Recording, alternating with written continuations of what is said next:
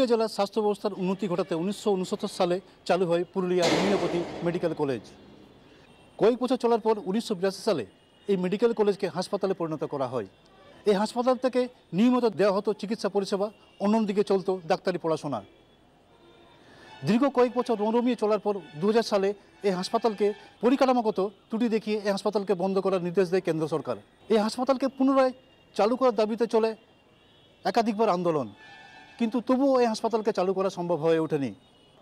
অন্যদিকে কেন্দ্র এবং রাজ্যে হয় পালাবদল। অন্যদিকে 2012 সালে রাজ্যের মুখ্যমন্ত্রী হুটমুড়ার একটি জনসভা থেকে এই হাসপাতালকে অধিগ্রহণ করার ঘোষণা করেন। 12 বছর পেরিয়ে যাওয়ার পরও এই হাসপাতাল রাজ্য সরকার এখনও পর্যন্ত অধিগ্রহণ করেনি। এই হাসপাতালকে পুনরায় চালু করার দাবিতে জেলায় জেলায় চলছে সত্যাগ্রহ আন্দোলন।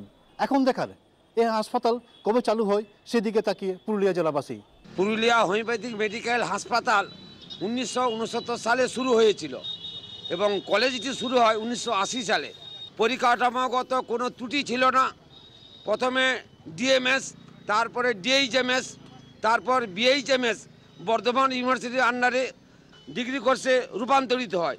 কলেজ এবং হাসপাতালের যে পরিকাঠামোগত ত্রুটি দেখিয়ে 12/8/2000 বন্ধ করে দিয়েছে কেন্দ্রীয় সরকার রাজ্য সরকারের মাধ্যমে। সরকারি চক্রান্ত করে এই কলেজ এবং হাসপাতালটিকে বন্ধ করে দিয়েছে। এই বিষয়টা নিয়ে হাসপাতাল যে কর্তৃপক্ষ মেডিকেল কলেজ তাদের সঙ্গে আমার কয়েক দফায় বসা হয়েছে। আমি তৎকালীন মহামান্য রাজ্যপালকে চিঠিও করেছিলাম। ওদের যেটা দাবি সেটা খুব যুক্তি, বিশেষ করে আমি তো আগেই বলেছি এই পুরুলিয়া জেলার ক্ষেত্রে হোমিওপ্যাথিক কলেজ হওয়াটা খুব বাঞ্ছনীয়।